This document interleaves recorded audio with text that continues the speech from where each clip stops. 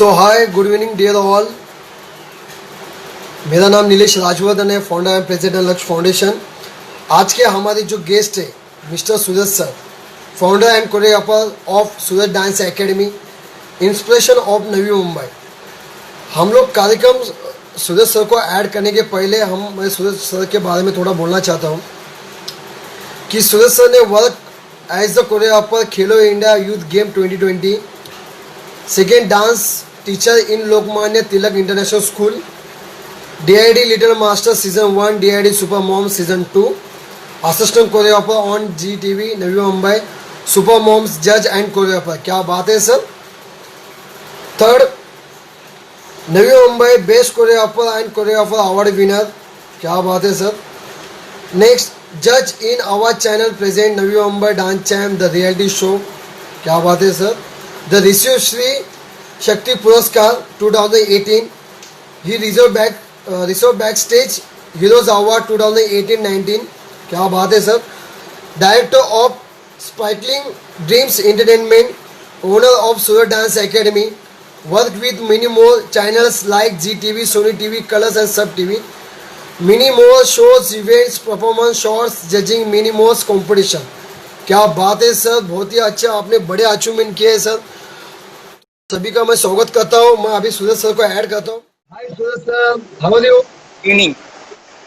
Good evening dear sir, how are you? Fine. Yes sir, आज का जैसा हमारा कॉन्सेप्ट है कॉफी विद नीलेश। दिल से सर आपका स्वागत करते हैं। मैंने आपके बारे में जो आपकी प्रोफाइल है, आप आने के पहले मैंने लोगों को सुना दिया अपने ऑडियंस को। बहुत ही अच्छा, बहुत स्ट्रॉन्ग प्रोफाइल है सर आपके। सर इवेंट कार्यक्रम स्टार्ट करने के पहले मैं आपको बताना चाहता हूँ कि अपना कार्यक्रम जो है, पहले मैं आपको क्वेश्चन पूछूंगा। क्वेश्चन पूछने के बाद जो भी उसको उनके बारे में बताना है, या उसके पास ऑडियंस क्वेश्चन होता है, ऑडियंस क्वेश्चन के बाद फिर रैपिड फायर होता है। रैपिड फायर के बाद जो भी क्वेश्चन ऑडियंस करते हैं, ऑडियंस का क्वेश्चन हम उस पर ऐड करेंगे। Okay sir? ओके। तो हम इवेंट स्टार्ट करने के पहले मैंने सभी ऑडियंस को बता दिया है सर के बारे में, और फिर से मुझे रिपीट करने की जरूरत नहीं है, ऐसा लगता है मुझे। ओके, क्योंकि आज के हमारे जो गेस्ट है, मतलब लाइफ 0 से 100 तक कैसे स्टार्ट करते हैं, वो आज हम सर से जानेंगे।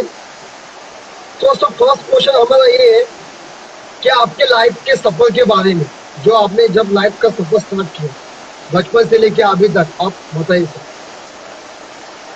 बचपन से लेके अभी तक? Yes sir. जब मैं छोटा था 8th स्टैंडर्ड में फर्स्ट टाइम, तब डांस विंस इतना कुछ था ही नहीं, जस्ट ओके। तो मेरा भाई, he is a very good dancer. मेरा भाई बहुत अच्छा डांसर था, तो वो हर शादी में, गली में, हर जगह डांस करता था। तो सब लोग उसको बोलते थे, अरे बहुत अच्छा नाचता है, बहुत अच्छा नाचता है। तो मुझे जलन होता था, अरे मेरे भाई को डांस करने आता है, मेरे को क्यों नहीं आता है। सब लोग इसको बड़ा बड़ा बोलते हैं, अरे क्या भारी नाचता है। तो मैं सोचता था मुझे क्यों नहीं आता। तो मैं मेरे भाई को बोलता था कि दादा सिखा ना मेरे को। तो वो बोलता था नहीं सिखाऊंगा, तेरे को नहीं सिखाऊंगा, तेरे को नहीं आएगा। तो मैं बोलता दादा प्लीज सिखाना। तो एक दिन उसने मुझे बोला कि देख, ऐसा वेव करते हैं तो उसके लिए तेरे को पानी पीना पड़ेगा, तो पानी कैसा अंदर जाता है वैसे तेरे को करना पड़ेगा। तो मैंने उसका बात मान लिया। बात मानने के बाद मैंने कम से कम 5-10 लीटर पानी पी लिया, बट मेरे से हुआ नहीं। तो उसने मुझे उल्लू बनाया। तो मैं बोला मैं खुद से सीखूंगा। तो खुद से प्रैक्टिस स्टार्ट किया। तो मैंने एक रिवर्स चीज सीखा कि मैंने अंदर, और मैंने उसको ऐसे करके दिखाया। तो बोलता अरे तू कैसे किया। तो मैंने बोला कर लिया प्रैक्टिस करके, अभी मत सीखा। मैंने बोला मैं खुद सीखूंगा। देन उधर से मेरा फर्स्ट जर्नी स्टार्ट हुआ। देन धीरे धीरे मैं बड़ा होने के बाद मैंने सोचा कि जैसे 8 पास किया तो मुझे लगा कि कुछ और करना चाहिए मुझे। तब एक अंकल थे जिनका नाम जैक था, वो मतलब बहुत बड़े थे, मतलब उनका बहुत अच्छा पहचान था। तो उन्होंने फर्स्ट टाइम मुझे एक छोटा सा काम दिलवाया अंधेरी में, तो एज अ डांसर। तो मैं बहुत छोटा था, एक तो गरीब घर का, कुछ नहीं था मेरे पास। तो मैं उनके साथ चला गया, और मेरे साथ बहुत लोग थे, 7-8 लोग और भी थे। तो मुझे लगा कि क्या है, मेरा तो कुछ होएगा नहीं, मेरे पास तो शूज तक नहीं थे। मैंने बोला फटा फुटा कपड़ा पहन के क्या होएगा मेरा। तो मैंने ऑडिशन दे दिया उनके कहने पे। ऑडिशन दे दिया तो बहुत अच्छे अच्छे डांसर्स आए थे, अच्छे कपड़ा पहन के, अच्छा मतलब बहुत हैंडसम, बॉडी बीडी सब। और मैं ऐसे दुबला पतला, और 9th स्टैंडर्ड में बच्चा छोटा सा। तो मैंने सोचा चलो वो जो सिखा रहे अपन सीख लेते हैं, फटाफट करते हैं। तो मेरा ग्रास्पिंग पावर बहुत अच्छा था लकीली, कि मैंने कर लिया फटाफट। और उधर जो कैमरे वाले लड़के ऊपर खड़े रहते थे वो लोग शूट करने के लिए, ऑडिशन लेने के लिए, तो उन्होंने मुझे चूज कर लिया। तो मैंने बोला ठीक है, अरे वाह अच्छा हो गया, मेरा सिलेक्शन हो गया। फिर उन्होंने बोला तेरे पास पासपोर्ट है क्या? मैंने बोला मैं तो बहुत छोटा हूँ, पासपोर्ट नहीं है मेरे पास। तो उन्होंने बोला नहीं फिर नहीं हो पाएगा। मैंने बोला छोड़। फिर धीरे धीरे करते हैं, ये हमेशा होते रहा, ऑडिशन देते रहा, कुछ ना कुछ करते रहा। फिर आगे जाके एक छोटा सा ब्रेक मिला मुझे कि असिस्टेंट करना है, असिस्ट करना है किसी चीज़ को, क्योंकि मेरा कोरियोग्राफी थोड़ा अच्छा था तो लोगों को अच्छा लगा, तो इसके लिए उन्होंने मुझे काम दिलाया। तो कभी 200 रुपये मिल जाता था, कभी 100 रुपया।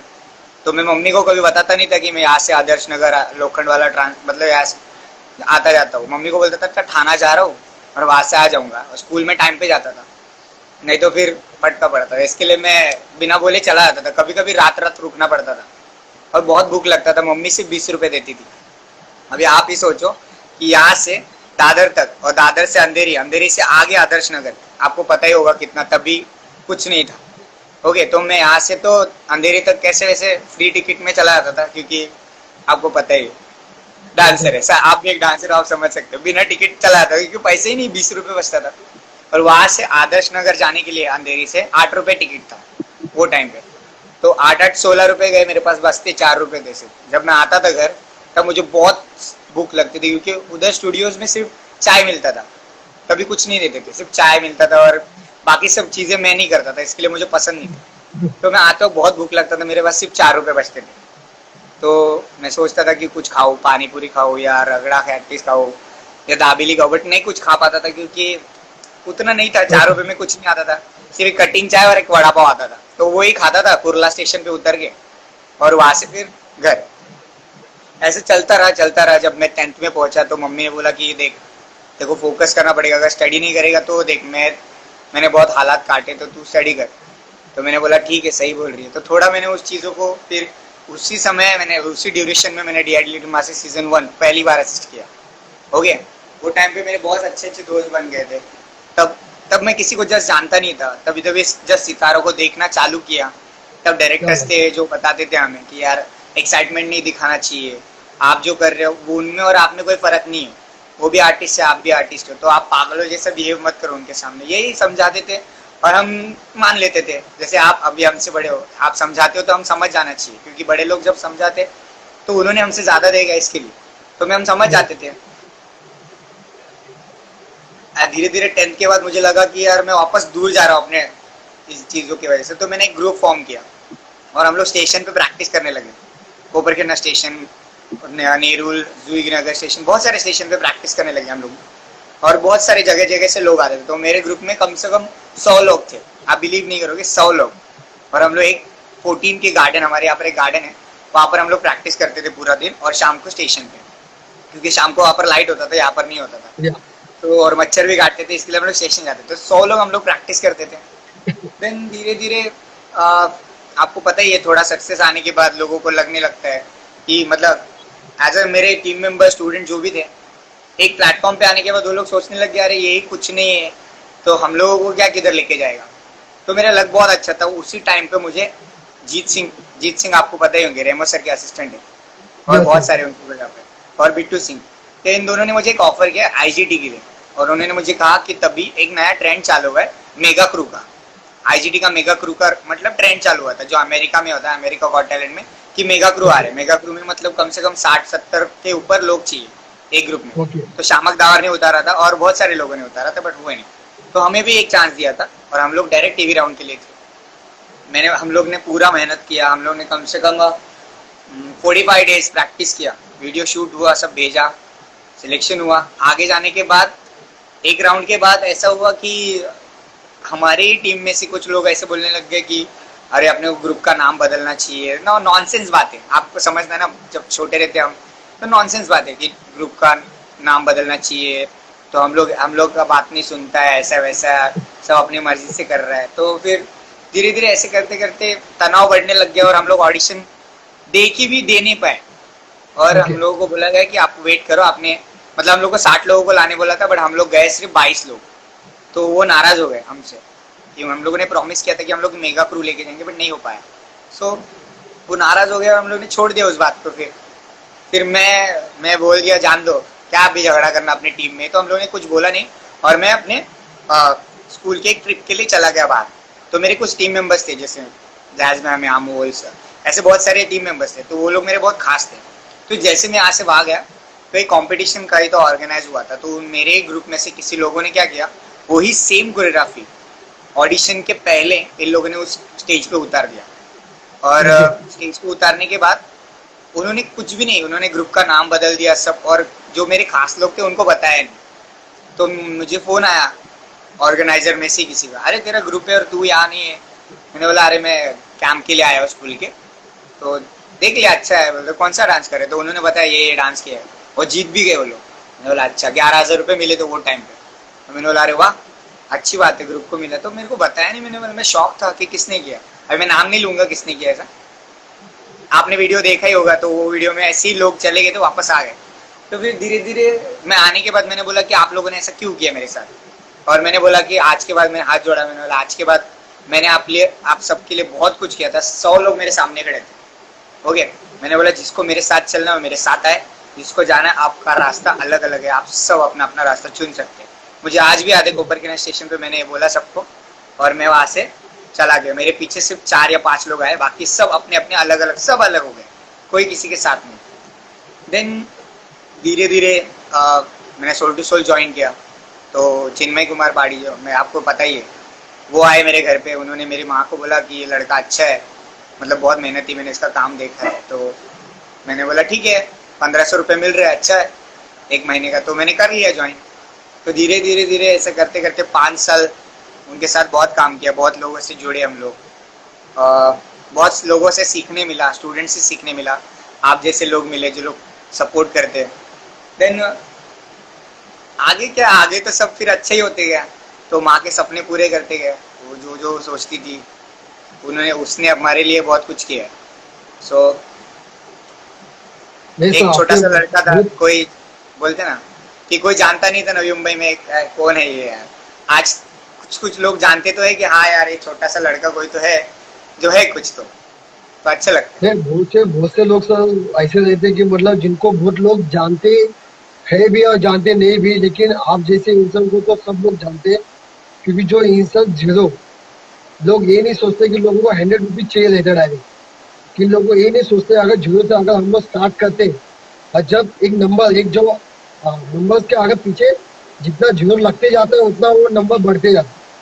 तो आपने जो जीरो से 100 से स्टार्ट किया है, मैं ऑडियंस को अपना बताना चाहता हूँ कि जो आज के अपने सूरज सर है, उन्होंने अपनी जर्नी कोरियोग्राफर से लेके अपने स्टूडियो तक और फिर आगे रियलिटी शो तक बहुत हार्डवर्क करके स्ट्रगल करके किया है। तो हम लोग को आगे तो सुनना मिलेगा कि जीरो से तुमने कैसे जर्नी स्टार्ट किया, कैसे क्या किया है। जो भी एक क्वेश्चन होने के बाद हम लोग ऑडियंस के लिए क्वेश्चन रहेगा कि ऑडियंस का जो भी क्वेश्चन रहेगा आप पूछ सकते हैं। आज के हमारे जो गेस्ट है सूरज सर, वो आपको क्वेश्चन का आंसर दे सकते हैं, ओके। तो सर नेक्स्ट क्वेश्चन के लिए सर हम लोग जाएंगे कि आपके लाइफ में सर कभी हार्डवर्क और स्ट्रगल है क्या, मतलब कैसे एक दिन ऐसा आया था कि आपके लाइफ में आपको बहुत स्ट्रगल करना पड़ा? सर आपका आवाज नहीं आ रहा ठीक से। मुझे ये बोलना था सर, आपके लाइफ में कौन सा एक दिन ऐसा आया था कि जिससे आपको ज्यादा हार्डवर्क और स्ट्रगल करना पड़ा? ये मैंने आपको बताया ना, अभी जो सीन हुआ जो मेरे ग्रुप का, जब टूटने के बाद तुरंत तो मुझे काम नहीं मिला, क्योंकि कोई जानता ही नहीं था मेरे को। हम लोग पूरा दिन सिर्फ प्रैक्टिस में बिता देते। तो वो होने के बाद मैं बहुत डिप्रेस हो गया, और मैंने सोचा कि अब ये सब बंद कर देता हूँ। मैंने मम्मी का हाथ पकड़ा और मम्मी को बोला कि आज के बाद ये सब नहीं करूंगा, कोई जॉब ढूंढ लूंगा, क्योंकि मेरा 10th खत्म हुआ और अभी मैं कॉलेज जाने वाला था। तो जिम्मेदारी भी बढ़ती है, क्योंकि मेरा बड़ा भाई कुछ नहीं करता था, वो अपना शादी करके अलग हो चुका था। तो मम्मी की जिम्मेदारी, मम्मी भी और दादी थी हमारे घर पे, 2 डॉगी थे, इन सब का जिम्मेदारी मेरे पर आ गया। तो मेरे एक दोस्त था, तो मैंने आपको बताया शायद से, हम लोग जब मिले थे आपको बताया था। तो वो टाइम पे बहुत स्ट्रगल, मतलब बहुत, जितना मेरे लाइफ के जर्नी में स्ट्रगल नहीं हुआ उतना वो पार्ट, वो जो पीरियड था मेरे लिए बहुत, मतलब बहुत खतरनाक था। हमारे घर पे मेरी मम्मी ने बहुत खतरनाक दिन काटे। हमारा एक एक बर्तन बेचा है भंगार में, हम लोग ने टोस्ट और चाय डुबा डुबा के खाए, ब्रेड जैम लगा के। तो उस टाइम पे मेरे दोस्त ने मुझे बोला कि तू आ मेरे पास, मैं तेरे को सॉफ्टवेयर का काम सिखाता हूँ। तो मुझे थोड़ा कंप्यूटर में इंटरेस्ट था, तो मैंने बोला ठीक है करता हूँ। और धीरे धीरे मैं उसके साथ कंप्यूटर में थोड़ा काम करने लग गया, और जूही नगर यहाँ से जाता था। तो मैं एक दिन जाते आते बोलते ना, तो मैंने सोच लिया था कि अभी ये सब नहीं करूँगा, डांस वांस छोड़ दूंगा। और मैंने छोड़ दिया उसे। बट बोलते ना कि गली से गुजरते वक्त भी मुझे ना वो महसूस होता था कि गली में दो बच्चियां लड़कियां नाच रही है, तो गाना लगा के घर के अंदर, और मैं गली से गुजरता था तो उनको देखते रहता था, अरे यार कितने अच्छे से नाच रहे हैं। जब मतलब बोलते ना, वो देखने के बाद बहुत सुकून मिलता था, अरे वाह कितना खूबसूरत लग रहा है वो लोग। दिन कभी कभी चलते चलते कोई बारिश में कोई गाना सुन रहा है तो वो एंजॉय कर रहा है ट्रैक को, तो मुझे भी लगता था यार मैं भी तो एक डांसर हूँ। बट मैं सोचता था कि नहीं अभी नहीं करना है, बस अभी बहुत हो गया, बहुत सह लिया और लोगों के लिए बहुत कर लिया। देन मैं जोईनगर स्टेशन से रोज आना जाना था, तो एक दिन मेरे साथ ऐसा हादसा हुआ कि एक छोटा सा बच्चा 11 साल का, बहुत छोटा सा था, और उसने इतना बड़ा अपने वजन से ज्यादा बड़ा भंगार का एक बहुत बड़ा गोनी लेके वो वहाँ नाला है ना जो जोईनगर के स्टेशन के बाजू में, वहाँ बहुत सारी झोपड़ी पट्टी है, तो उधर वो जा रहा था और मैं उसके पीछे ही था।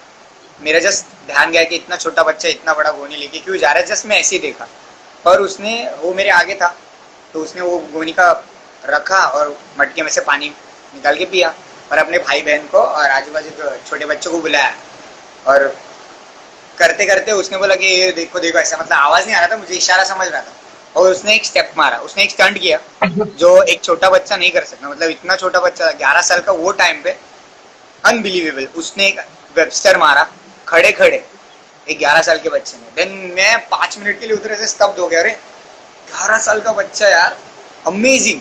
और कैसा मतलब भंगार बाटली, मतलब भंगार चुनने वाला बच्चा, एक झोपड़ी में रहता है, उसके बदन पे ठीक से कपड़े तक नहीं थे, मतलब मैले, बट उसने ये चीज किया, मैं शॉक हो गया, और मैं देखते रह गया। तो वो बहुत कुछ चीजें कर रहा था, उसने बहुत अलग अलग चीजें स्टंट की, विंडमिल मारा, बैक फ्लिप मारा, समर मारा, तो मैं उसके पास खींचा गया ऑटोमेटिकली। मैं उसके पास जाके मैंने बोला छोटू तू कहाँ से सीखता है सब, बहुत अच्छा किया तूने। तो बोला थैंक यू भैया। तो मैंने बोला कहाँ से सीखा, तो बोलते हैं जोईनगर स्टेशन पे ना बहुत सारे डांसर आते हैं, लेकिन वो लोग मेरे को लेते नहीं, तो मैं ऊपर से देखता हूँ और सीखता हूँ।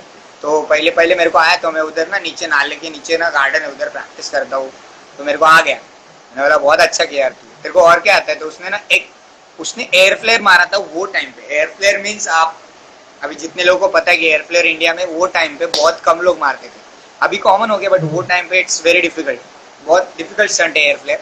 उस 11 साल के बच्चे ने मारा।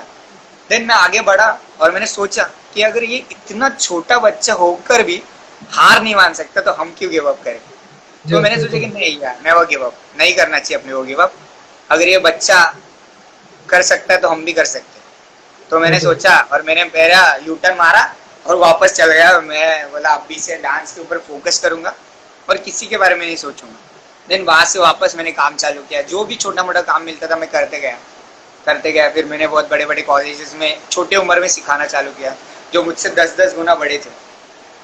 और पहली बार कोई मुझे सर बोला, वो भी प्रोफेसर लोगों ने मुझे पहली बार सर बोला, बहुत अच्छा लगा। वो एक इंसिडेंट है बहुत अलग, कभी बाद में बताऊंगा।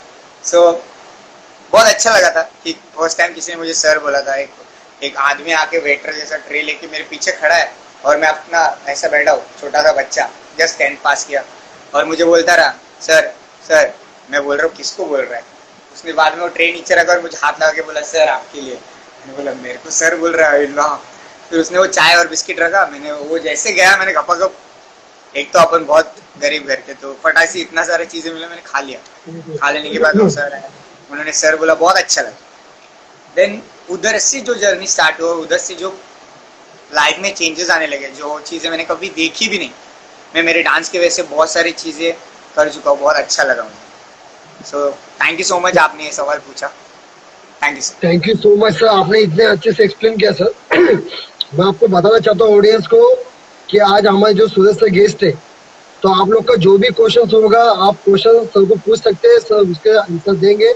और सर अगर किसका हम लोग बात करें, अगर किसका क्वेश्चन आता है तो हम लोग स्टॉप करके वो क्वेश्चन लेंगे फर्स्ट, एंड देन उसके ऊपर आपका आंसर देंगे। Okay okay sir. तो नेक्स्ट क्वेश्चन के लिए जब जाते हैं सर, आपके लाइफ का सब बेस्ट अचीवमेंट कौन सा है सर?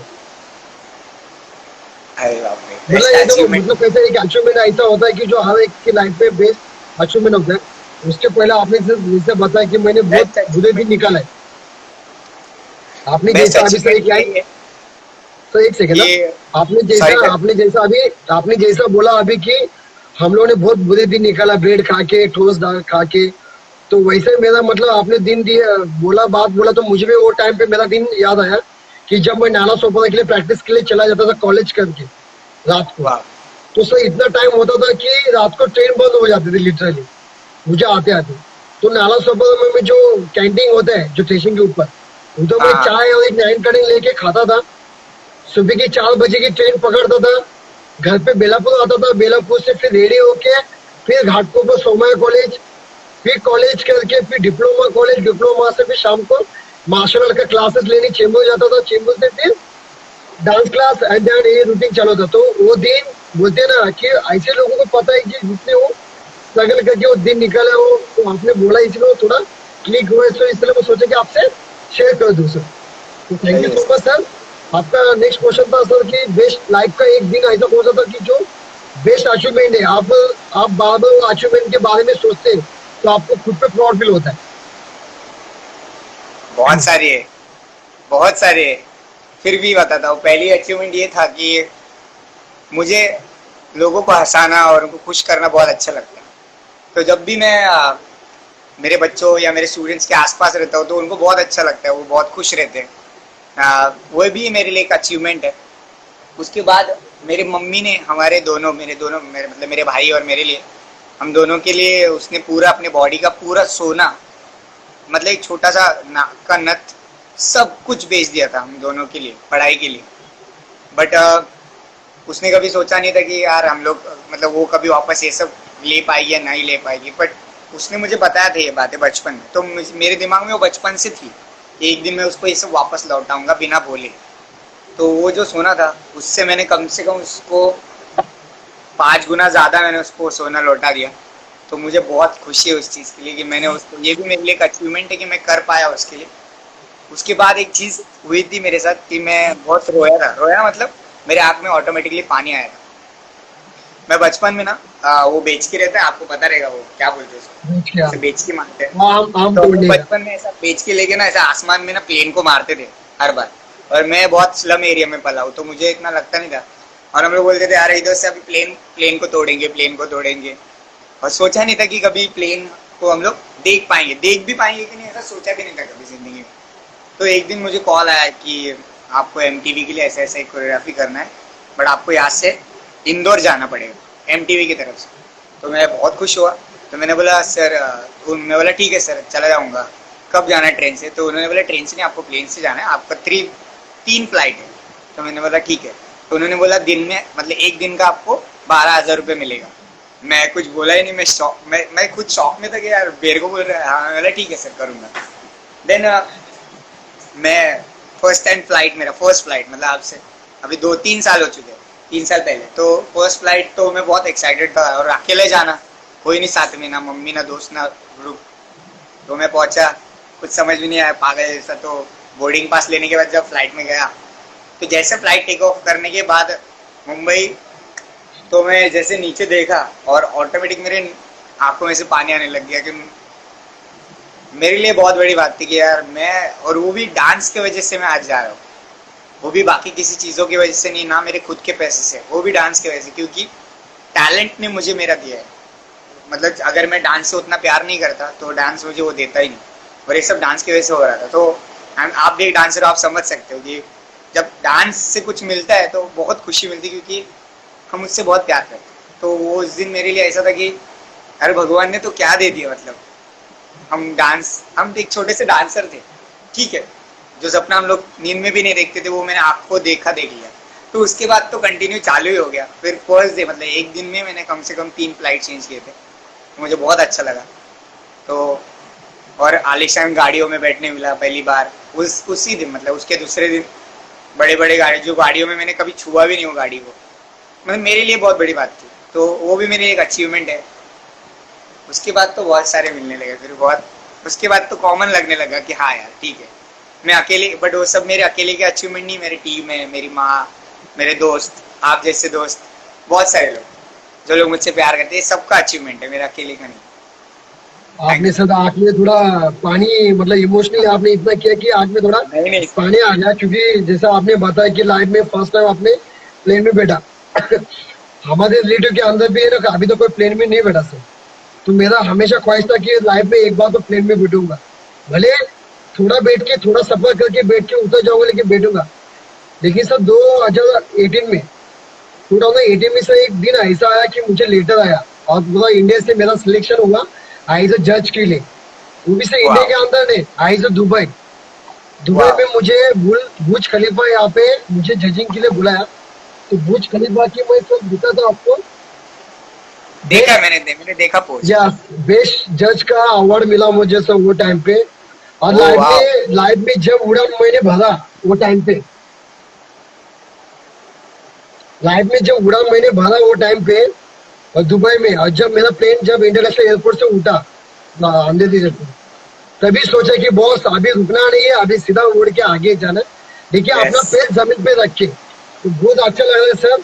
सर हमारे यहाँ एक फ्रेंड्स ने क्वेश्चन पूछा है कि लॉकडाउन में भी, अभी फिलहाल लॉकडाउन चालू है, तो लॉकडाउन में आप खुद को कैसे मैनेज करते हो, क्योंकि डांस क्लास तो सब बंद है ना, तो आप खुद को कैसे मैनेज करते हो? अश्विनी ने एक क्वेश्चन पूछा है।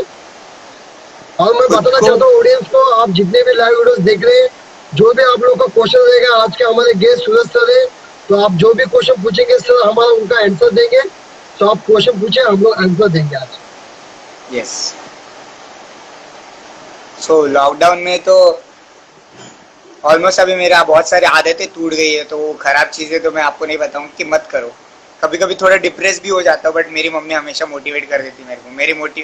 मेरे मोटिवेशन का दो राज है, एक जानवर और मेरी माँ। मुझे जानवर से क्या? बहुत प्यार है। सो लॉकडाउन में हम लोग क्या ऑनलाइन क्लासेस लेते हैं, या टीम मेंबर्स या कोई भी, मुझे मेरे स्टूडेंट्स अगर पूछते भी है कि सर क्या करें, कुछ करें क्या, वीडियो बनाए के भेजिए ना आप मुझे, इसको क्या कहते हैं, तो हम लोग करते हैं वैसे, ऐसा नहीं कि डांस को नहीं करते। मैं घर पे प्रैक्टिस करता हूँ, इतना स्पेस नहीं है बट फिलहाल करता हूँ, क्योंकि अपने आप को फिट रखना बहुत ज़्यादा ज़रूरी है अभी के समय में। ओके, अगर आप अभी फिट नहीं रहोगे तो आपको बहुत सारी चीज़ों का सामना करना पड़ेगा, क्योंकि आप देख रहे हो हालात बहुत ख़राब है। सो यू हैव टू, बोलते ना, बहुत वर्कआउट करना चाहिए आप सबको, और अच्छी चीज़ें खाओ पियो, बाहर का बिल्कुल मत खाना। ओके, गर्म पानी पियो। हम लोग तो मतलब ऑलमोस्ट सारे डांसर्स अपने बॉडी का बहुत ख्याल रखते हैं। सो सेम है, हमें कोई बुरी आदत नहीं है ना, हम लोग सिगरेट दारू ये सब चीज़ें बिल्कुल नहीं, क्योंकि हम लोग डांसर्स हैं, हम लोगों के लिए डांस सबसे पहले प्रायोरिटी रहता है, बाकी ये सब चीज़ें नहीं। ओके, सो अपने आप को फिट रखना बहुत ज़्यादा ज़रूरी है, और लॉकडाउन में तो बहुत ज़्यादा स्ट्रेस फ्री रहो। अपने मॉम डैड से बात करो, भाई बहनों से बात करो, दोस्तों से बात करो, क्योंकि आप जितना शेयर करोगे, एक दूसरे से बात करोगे, तो आपको फ्री लगेगा, माइंड फ्रेश रहेगा। ओके, जो चीज़ें आपको पसंद है वो करो। ओके, या कुछ नई चीज़ें सीखो। That's it. Sir next question Mahesh ने पूछा है, गरीब, एक सेकेंड ना, कहाँ पर गया ना, गरीब बच्चे जिनके डांस सीखेंगे इच्छा है, उनके कुछ किया आपने कभी, मतलब गरीब बच्चे के लिए आपने कभी कुछ किया है क्या, सब पूछ रहे? 100%। क्या नाम है इसका? महेश सर, महेश। महेश। हाय महेश। सो महेश, एक्चुअली आप शायद आप मेरे को जानते होगे या नहीं पता नहीं, बट आप मेरे स्टूडियो आओगे तो मेरे पास सिर्फ 200 स्टूडेंट है, वो भी एक ही ब्रांच से। उन 200 स्टूडेंट्स में से कम 60 स्टूडेंट्स है ना, जो लोग सेम मेरे जैसे, मतलब ना उनके फैमिली बैकग्राउंड में ना मॉम है या डैड है, या कोई रिक्शा चलाते हैं या कोई झाड़ू खाते में काम करते हैं, तो वो लोग फीस नहीं दे पाते। तो मैं उनका फीस देख के उनको नहीं सिखाता। जो उनके अंदर टैलेंट है, जो लगाव है, जो उनके अंदर वो जुनून है करने का, सेम मैं अपने आप को उनके अंदर देखता हूँ। तो वो लोग मेरे पास, उनको मैं गरीब गरीब नहीं बोलता। ओके, क्योंकि वो दिल के बहुत अमीर होते हैं, गरीब कोई नहीं होता। ओके, सो उनके अंदर जो टैलेंट भगवान ने दिया है, उससे बड़ी अमीरी किसी के अंदर नहीं होती। जिसके अंदर टैलेंट होता है वो सबसे अमीर इंसान होता है। सो वो लोग मुझे अपना प्यार देते हैं, अपना टैलेंट देते हैं, तो यही मेरे लिए बहुत बड़ी बात है। पैसा एक ना एक दिन कमा लूंगा, आज इधर हूँ तो कल कहीं और होगा। Thank you. Thank you sir. Next question मैं आपको पिन करता हूँ। उसके ऊपर किसी ने सवाल पूछा है। वो उसके पीछे का सर सवाल है, मैंने उनको पिन किया ना, पहला उनके ऊपर वाला question. How do you contact typical group class, typical group का पिन किया सर, देखो। Okay, I am conducting in zoom app. हम लोग जूम ऐप पे मतलब कंडक्ट करते हैं online classes, group classes. Okay sir next question उन्होंने उमेश ने पूछा था क्वेश्चन. अभी नेक्स्ट क्वेश्चन से अश्विनी ने पूछा की स्ट्रगल मेट कोणाला जास्ती शेअर देऊ शकता. मतलब आपके लाइफ का जो स्ट्रगल है वो आपको किसको शेयर कर सकते हैं आप, किसको डेडिकेट कर सकते हैं. या मेरी लाइफ का स्ट्रगल किसको शेयर, मतलब किसको डेडिकेट करूं? नहीं, मेरे ऐसा स्ट्रगल मतलब कोई नहीं, मतलब क्वेश्चन सा ऐसा है कि आपके लाइफ में जो स्ट्रगल है तो आप किसको मोटिवेट दे सकते हैं, ऐसा पूछा. मोटिवेशन तो सबको करना चाहिए, हमेशा मोटिवेट होना चाहिए लोगों को, हर चीजों से सीखना चाहिए. देखो, एक छोटा बच्चा जब पैदा होता है तो वो मम्मी के पेट से चलना नहीं सीखता, वो 1000 बार गिरता है, उसके बाद वो एक बार चलता है. और जब चलता है तो वो वापस लड़खड़ाता नहीं. अगर लड़खड़ाता है तो उसकी माँ या बाप या उसके जितने आसपास के लोग हैं उनको सपोर्ट करते हैं. सो एक छोटा बच्चा जब हार नहीं मान सकता तो हम तो बहुत ताकतवर है, लोग भगवान ने हमें बहुत पावर दिए, तो हम क्यों गिव अप करें किसी चीज़ों में. एक छोटा न्यूबॉर्न बेबी भी चलने का या हाथ पैर मारने का कोशिश करता है हर चीज़ों के लिए. तो सेम है, जानवर भी, आपको पता है अगर जानवर कितने स्ट्रगल करते हैं, तो हम लोग तो इंसान है, हम बोल सकते हैं, हम सोच सकते हैं. सो यही तो, और कुछ नहीं. तो मानसी राजवर्धन ने नेक्स्ट क्वेश्चन पूछा है कि आप यंग जनरेशन को क्या मैसेज दे सकते हो. क्या क्या यंग जनरेशन को आप मैसेज क्या दे सकते हो. यंग जनरेशन, अच्छा, यंग जनरेशन को क्या मैसेज दूँ? ऑलवेज कूल, अच्छे रहो, हंसते रहो, मुस्कुराते रहो. तो मैं हमेशा अपने डांस क्लास खत्म होने के बाद एक लाइन बोलता हूँ, वही करो. सो bye see ya children keep dancing, thank you so much, God bless you, love you all, शुभ रात्रि, शबा खैर, सायोनारा. इसका मतलब ये है कि हमेशा हंसते मुस्कुराते रहो, नाचते गाते रहो, और साफ सफाई रखो, मम्मी पापा का ख्याल रखो, अपने माँ बाप का साथ कभी मत छोड़ो. ओके, अच्छे दोस्त बनाओ, बातें शेयर करो एक दूसरे से, बुरी बातें मत सोचो किसी के बारे में, क्योंकि क्या लेकर आए थे क्या लेकर जाना है. तो प्लीज़, और हमेशा हंसते रहो. बस यही बोलूँगा. यंग जनरेशन ऑलमोस्ट मुझे ये लगता है कि कहीं ना कहीं खो चुकी है, और नॉनसेंस चीज़ों के ऊपर ध्यान मत दो, क्योंकि सोशल मीडिया सबसे नॉनसेंस चीज़ है. क्योंकि लोगों क्या करते हैं, सोशल मीडिया पे कुछ भी करते हैं, और छोटे बच्चे इसका शिकार बन जाते हैं, क्योंकि उनको दिखता है कि लाखों करोड़ों लोग ये बोल रहे हैं तो यही सही है. नहीं, ऐसा नहीं होता है. जब तक आप फैक्ट जानते नहीं, कुछ भी मत करो, ना कुछ अपडेट करो, ना उनके तरफ से बोलो. ओके, अगर सही भी है तो भी नहीं, और गलत है तो भी नहीं. ओके, आपको लगता है कि हाँ इसे सपोर्ट करना चाहिए, प्लीज सपोर्ट करो. ओके, अगर नहीं तो प्लीज नहीं करो. सर नेक्स्ट क्वेश्चन पूर्वा ने पूछा है, who is your role model sir. Role model my mother. सबको पता है, पूरी दुनिया को पता है, मेरी माँ, आई. यस डेफिनेटली सर, माँ ही सबके लिए रोल मॉडल होती है. यस, बहुत ही अच्छे. She is my role model, उसकी वजह से ताकत मिलती है. मैं ऑडियंस को बताना चाहता हूँ कि आपके जो भी क्वेश्चन है आप कमेंट में लिख के दे सकते हैं. आज के हमारे गेस्ट जो सूरज सर है वो कमेंट क्वेश्चन पे आंसर देंगे. तो बहुत मजा आ रहा है सर आपसे बात करके. बहुत से लोग क्वेश्चन पूछा, आप उनका प्रैक्टिकली और पॉजिटिव आंसर दे दे, ताकि लोग सोचे कि नहीं हम लोग को भी सूरज सर के साथ कुछ मोटिवेट और पॉजिटिव ही इंसान बनना है, बुरा इंसान नहीं बनना है. तो मेरा नेक्स्ट क्वेश्चन ऐसा है, who is your supporter in journey of your success. Sorry sir, वापस रिपीट करेंगे question. Who is your supporter in journey of your success.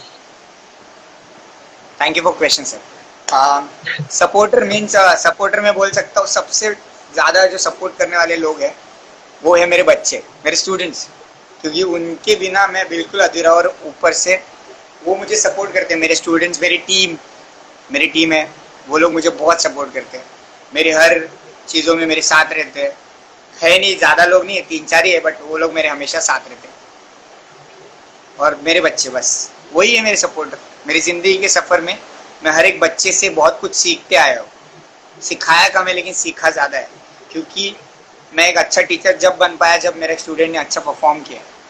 आप एक खुद कोरियोग्राफर हो सर, आप जानते हो कि अगर अपना बच्चा परफॉर्म करता है तो उसका मतलब ये है कि हम लोगों ने बहुत अच्छा काम किया. अगर वो अच्छा काम, यही है, वही लोग हैं मेरे सपोर्टर. तो आपने जैसे बताया आपके सपोर्टर 3-4 लोग हैं, मतलब टोटल 4, और आपको पकड़ के 5, बराबर. यस जो आपको पकड़ के 5, और ये जो 5 फिंगर्स होता है अपने हैंड का, और 5 यस, फिंगर जब हम लोग का क्लोज होता है तब एक पावर बन जाती है। पावर बन और जाता ये है, सही। पावर सबसे पावरफुल होता है, क्योंकि मैंने आपकी टीम को देखा है सर कि आपके जैसे आपकी टीम भी बहुत पावरफुल और पॉजिटिव और साफ दिल के है, तो इसीलिए आपके ऐसे मैं आपके टीम को भी बहुत सारा बेस्ट ऑफ लक बोल सकता हूँ कि आगे लाइफ में बहुत अच्छी अचीवमेंट करे, पॉजिटिव वर्क करे, हार्ड वर्क करे, लेकिन किसी के साथ बुरा ना सोचे, हमेशा हम लोग प्रैक्टिकली और अच्छी सोच समझ के चले आगे। तो next thank you question sir. के लिए हम लोग चले जाते हैं। नेक्स्ट क्वेश्चन, अगर किसी का क्वेश्चन बाकी है, ओके, श्री शेख ने से क्वेश्चन पूछा है, कोरियोग्राफर प्रोफेशनली में कितना स्कोप है? मैं पिन करता हूँ आपके क्वेश्चन को। हाँ, I said choreographer is professional profession. क्या नाम है? श्री शेख। शिरीन जी, हेलो शिरीन। सो ये जो आपने क्वेश्चन पूछा है, सबसे पहली बात, अगर इसको आपको प्रोफेशन बनाना है तो सबसे पहली बात दिमाग में ठान लो, ये बहुत हार्ड वर्क करना पड़ता है, बहुत सारी चीज़ें सैक्रिफाइस करनी पड़ती है, ओके, और बहुत लोगों के ताने झेलने पड़ते हैं, ओके। इट्स नॉट इजी, क्योंकि एक डांसर और एक कोरियोग्राफर ही जान सकता है कि कितनी हार्ड वर्क करनी पड़ती है। लोगों को सिर्फ देखने से, ये कोई टिकटॉक नहीं है जो 10 सेकंड में बन गया और हो गया, नहीं, ओके। बहुत सारी चीज़ें सेक्रीफाइस करनी पड़ती है, अपनी हड्डियाँ तुड़वानी पड़ती है, ओके, पसीना गलाना पड़ता है, बहुत मेहनत करना पड़ता है। सो ये अगर ये सब चीज़ें आप करने के लिए तैयार हो तो ऑल द बेस्ट, अगर नहीं कर सकते तो बिल्कुल नहीं। और डिसिप्लिन बहुत ज़रूरी होता है डांस में। जैसे मैंने बताया कि ऑलमोस्ट आप लोग देखते हो, जो लोग गलत रास्तों पे चले जाते हैं उनका आगे जाके कुछ नहीं होता, चाहे वो कितने ऊपर भी पहुंच जाए, बहुत तेज़ी से नीचे आते हैं जब वो गलत चीज़ें करते हैं, okay. So don't do that. अपने अच्छे संगत में रहोगे तो बहुत अच्छा रहेगा। अगर डांस में प्रोफेशन बनाना है आपको तो अपने मम्मी पापा को मनाओ, उनको लगाओ कि हाँ, यस, कि आपकी बेटी या बेटा वो जो भी है बहुत अच्छा काम कर रही है। मेरे घर पे भी ऐसा ही था। मेरी माँ, जब जब मैं छोटा था, जब मैंने जब स्टार्ट किया था, तब लोग मेरे मम्मी को भी बोलते थे क्या कर रहा है आपका बच्चा, इससे कुछ नहीं होने वाला आगे जाके, और डांस भी में कुछ स्कोप नहीं है। और आज वही लोग मेरी माँ से आते हैं, मेरी मम्मी के पैर पड़ते हैं, तो मुझे बहुत अच्छा लगता है। और वो लोग बार बार पूछते हैं कि अरे यार तुम्ही आमच्या घरी या, काय करतो आता सूरज, कुठे कुठे जातो, तो अच्छा लगता है उनको भी। सो धीरे धीरे बदलाव आते हैं, बट उसके लिए बहुत टाइम लगता है। So do hard work, that's it. मैं इतना ही बोलूँगा, नहीं ऐसा नहीं बोलूँगा, बट बहुत हार्ड वर्क करना पड़ता है। मेरे बहुत सारे दोस्त हैं, वो लोग भी बहुत हार्ड वर्क करके यहाँ तक पहुँचे।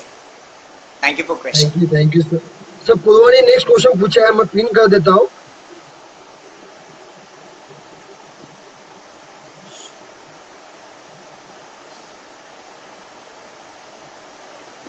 Tell our wish to your deeds as a judge, as a choreographer. Hello Purva ji, thank you for question. Actually अभी जस्ट रिसेंटली मैंने बहुत बड़ी चीज़ की है, जो वो भी एक मेरे लिए बहुत बड़ी अचीवमेंट है, जो मैं कभी सोच भी नहीं पाया। प्राइम मिनिस्टर, जो हमारे प्राइम मिनिस्टर है मोदी जी, उनका एक शो होता है, ओके, हर साल में एक होता है, उसे हम लोग इंडियन ओलंपिक्स कहते हैं, खेलो इंडिया यूथ गेम 2020। आप लोगों ने नाम सुना होगा, स्टार स्पोर्ट्स पे वो आया था। ये शो मैंने रिसेंट कोरियोग्राफ किया है। मैं बहुत लकी समझता हूँ, मैं महेश पुजारी की टीम में था एज असिस्टेंट कोरियोग्राफर, और इंटरनेशनल फैकल्टीज थे, जो 5 फैकल्टीज, जो ऑस्ट्रेलिया, अजरबैजान, अमेरिका, यहाँ से आए थे 5 कोरियोग्राफर, उनको हम लोग असिस्ट कर रहे थे। सो बहुत बड़ी बात थी कि इंटरनेशनल फैकल्टी को हम लोग असिस्ट कर रहे थे।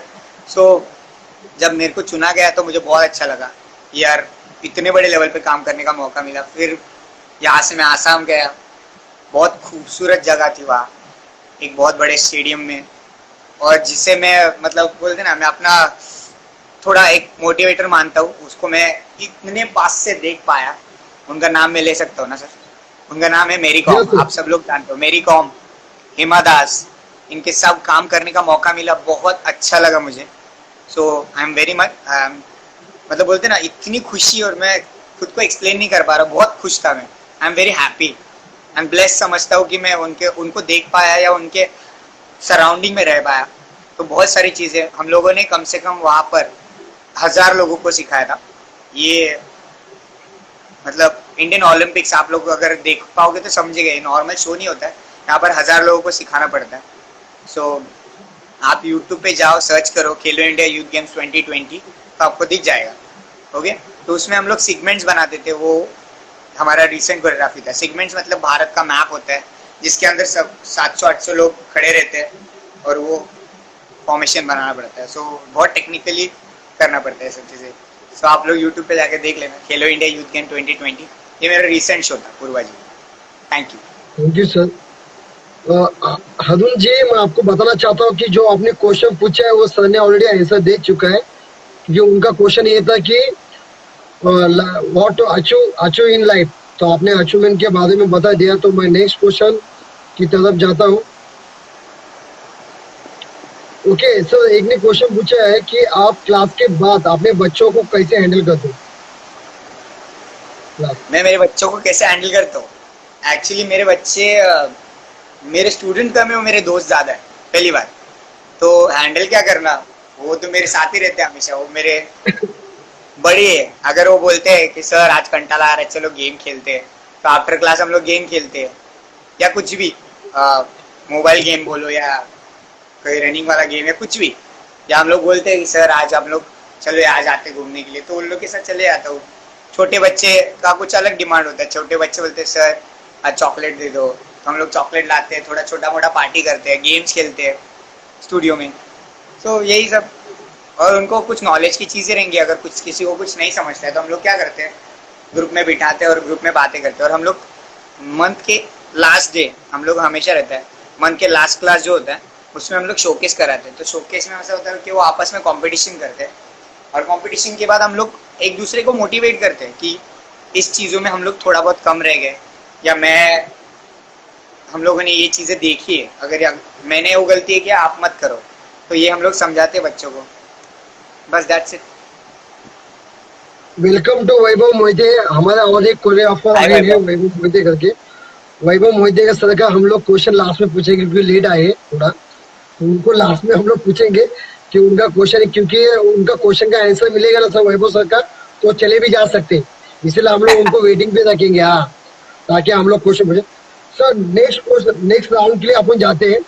और जो भी हमारे ऑडियंस है जो हम लोग को लाइव देख रहे हैं, तो जो भी आपका क्वेश्चन रहेगा आप क्वेश्चन डालो, हमारे क्वेश्चन का आंसर हमारे सर देंगे।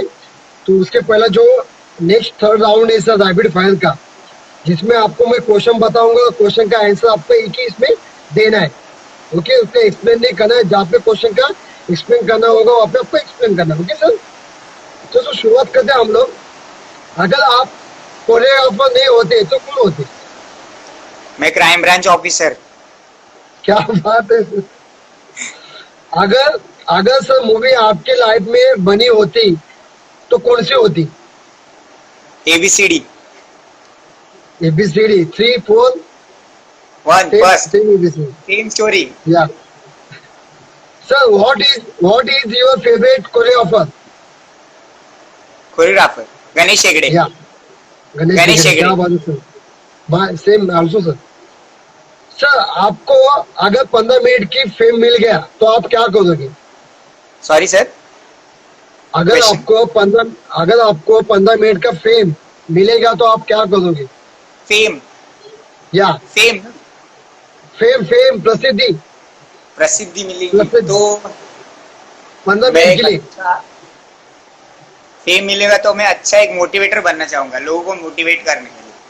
मैं अपना 15 मिनट के लिए हर डांसर के साथ बिताना चाहूंगा, जितने डांसर्स है हमारी कम्युनिटी है उनके साथ बिताना चाहूंगा कि झगड़ो मत, एक साथ रहो। अगर साथ रहोगे तो बहुत कुछ कर सकते हैं, इंडिया का नाम रोशन कर सकते हैं।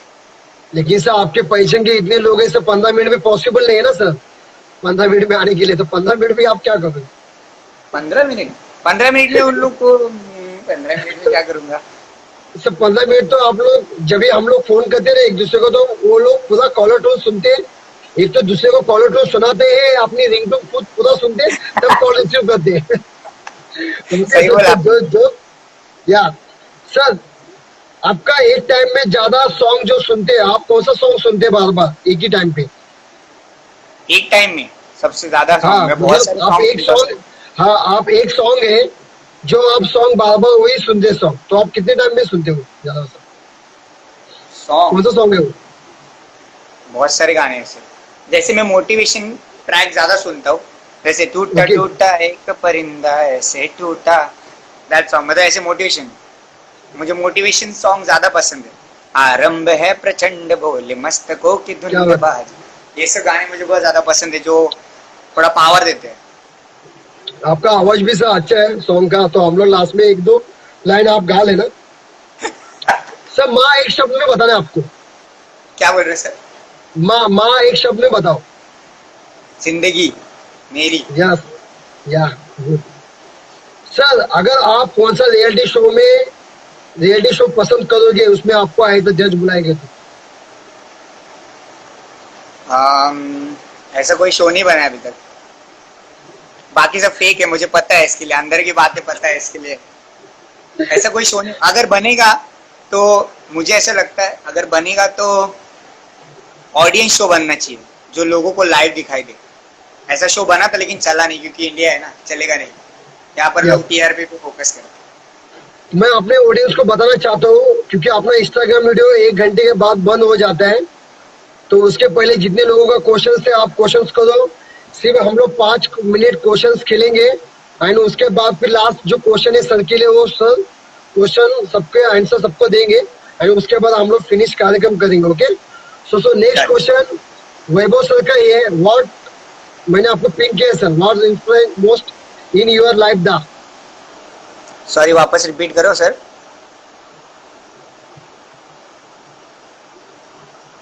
हाँ, what is inspiration most in your life that you know very well? My mother. उसको वैभव पता सर है, आपको आंसर मिला रहेगा मदर। उसको मालूम है, वो मेरा ही मतलब भाई है मेरा, तो उसको मालूम है सब। आई, मेरी माँ ही मेरी मोटिवेशन है। जो मैं नेक्स्ट। ऑडियंस को बताना चाहता हूँ, जो क्वेश्चन मैं ऑलरेडी पूछा है वही क्वेश्चन कोई कोई लोग बहुत रिपीट करे, तो उसका आंसर ऑलरेडी सर ने दिया है, तो मैं वो क्वेश्चन को स्किप करूंगा, वो पूछूंगा नहीं, तो आप दिल को लगा के मत लो। एक ने पूछा है, पूर्वा ने पूछा है, सर आपने अपनी मम्मी को कैसे समझाया तो take dance a career as a take, okay, as a career, मैंने माँ को कैसे समझाया, उसका आंसर ओके। मैं, मेरी माँ, मतलब मेरी मम्मी मेरे, मतलब जब स्टार्टिंग में मैंने आपको बताया कि सब लोग खिलाफ थे, तो मेरी मम्मी ने मुझे एक ही बार बताया कि देख, तेरी माँ दूसरों के घर पे काम करती है, तू जिंदगी में ये नहीं करना, तू कुछ अच्छा काम करना। तो धीरे धीरे जब मैं ये सब करने लगा तो मम्मी का मना ही था, क्योंकि वो डरती थी, एक तो अकेला बच्चा और छोटा, दूर दूर जाना, तो उसने मुझे बोला था कि नहीं करना है सब। बट धीरे धीरे लोगों के मुंह से वो जब सुनने लग गए कि अरे आपका बेटा ऐसा करता है, अच्छा काम कर रहा है, ये सब उसको अवार्ड मिल रहे हैं, देन धीरे धीरे उसको पता लगा कि हाँ, और मैं कुछ इनकम कमाने लग गया, तो मैंने उसको बोला कि थोड़ा दिन दे और मैं कर लूँगा कुछ ना कुछ अपने लाइफ में। और मैं खुश था, तो मेरी खुशी से बढ़कर उसके लिए कुछ नहीं था, तो उसने बोला ठीक है कर। ओके, जब वो बोली थैंक जब यू तक सर। मेरे हाथ पैर चलते तब तक कर, तू तेरे को जो करना है। माँ सर, हमेशा माँ ऑलवेज सपोर्ट ही करती है अपने बच्चों को।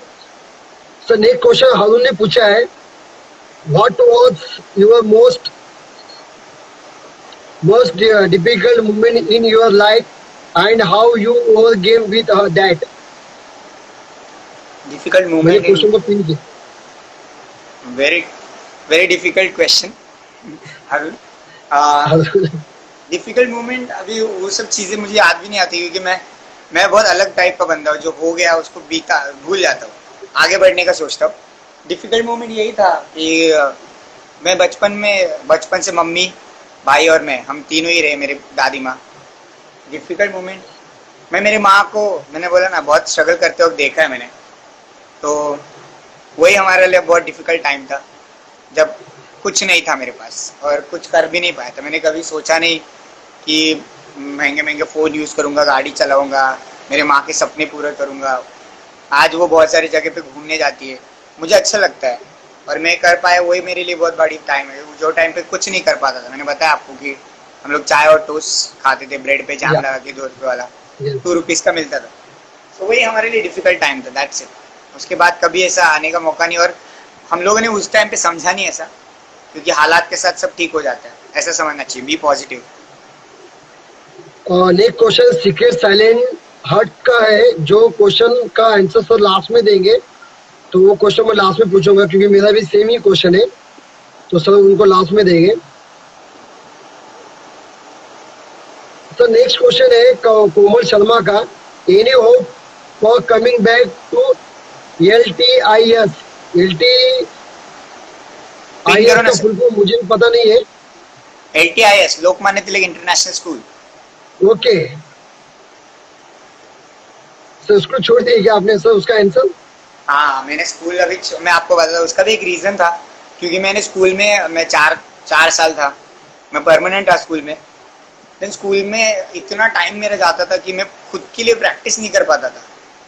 अगर डांस ही नहीं कर पाऊंगा, एज अ डांस टीचर तो था मैं, लेकिन मैं डांस ही नहीं कर पाता था।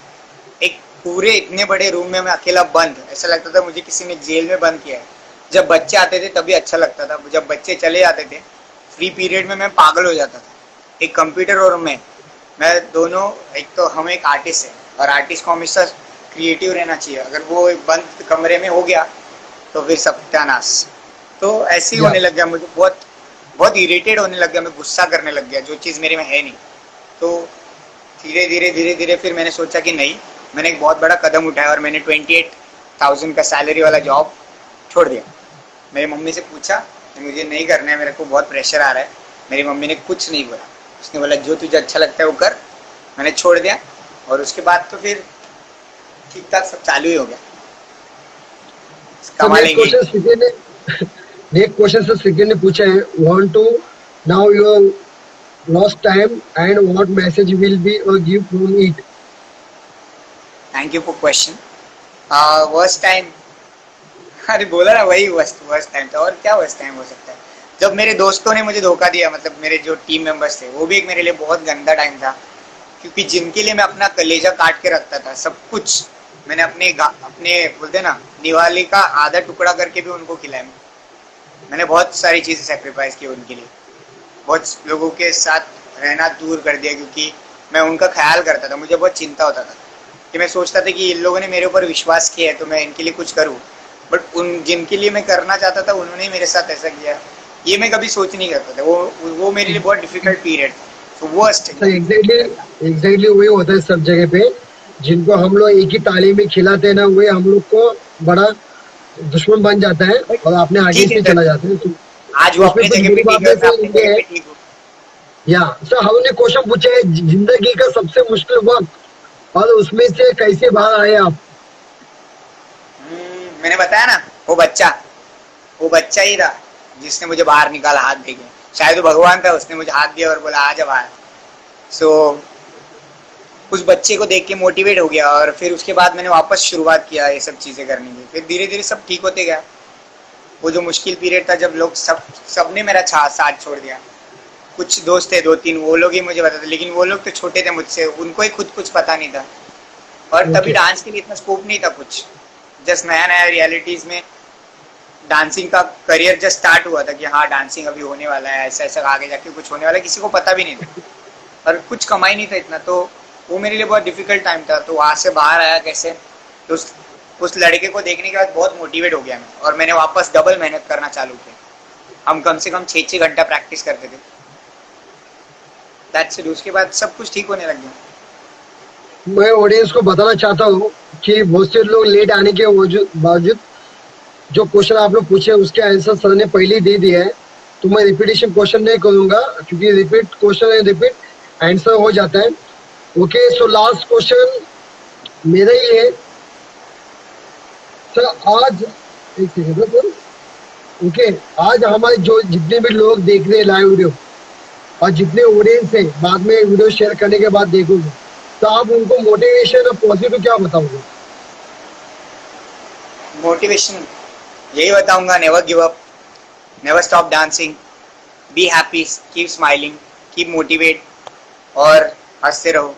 लोगों को अच्छी बातें शेयर करो, अपने माँ बाप का ख्याल रखो।